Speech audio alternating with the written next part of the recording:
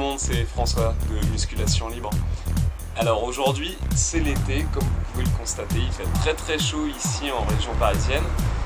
Alors qui dit été dit objectif plastique pour la plage, donc je vous propose une petite vidéo où je vais vous donner 4 conseils radicaux pour sécher et perdre du gras. Le premier conseil, c'est de rationner tous les aliments qui contiennent de l'énergie de manière dense. J'entends par là les féculents, les pâtes, le riz, les pommes de terre. Les fruits également sont riches en sucre, donc il faut y aller plutôt à la diminution. Et tout ce qui est matière grasse, tout ce qui est huile, oléagineux, essayez de moins huiler vos pâtes, de diminuer les accompagnements.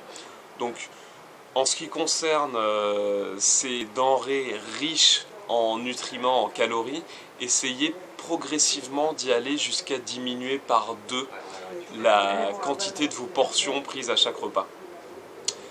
En revanche, touchez pas à tout ce qui est source de protéines.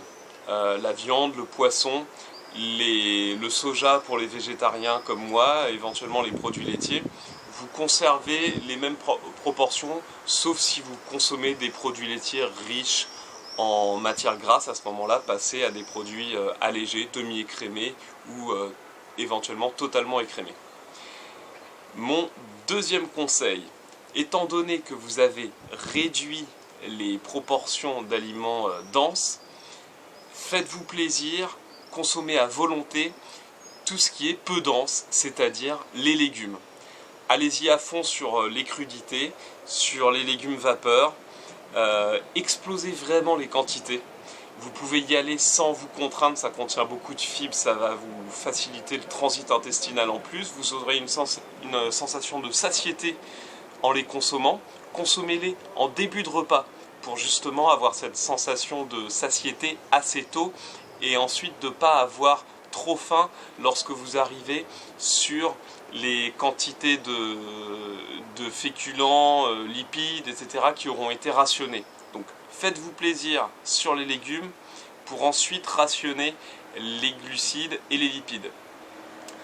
Mon troisième conseil, il concerne la musculation. Choisissez des exercices polyarticulaires, c'est-à-dire qui recrutent le corps dans son ensemble ou en tout cas des zones musculaires les plus larges possibles. Par exemple, les burpees, les squats, les pompes, les tractions, les exercices pour le dos.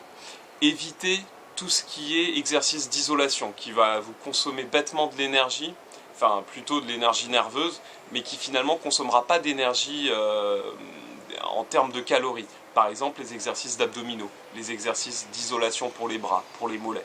Concentrez-vous sur ce qui consomme de l'énergie. Et enfin, mon quatrième et dernier conseil, c'est reposez-vous suffisamment. Si vous en faites trop, votre métabolisme de base va diminuer. Vous allez consommer beaucoup moins d'énergie.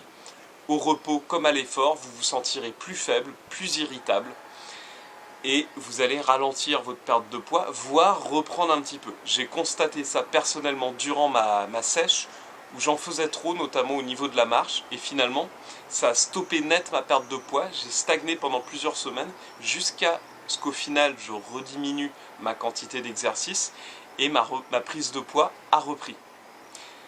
Voilà, pensez à dormir suffisamment et donc le repos, le repos, le repos. Quand vous entraînez pas, c'est le repos et l'alimentation.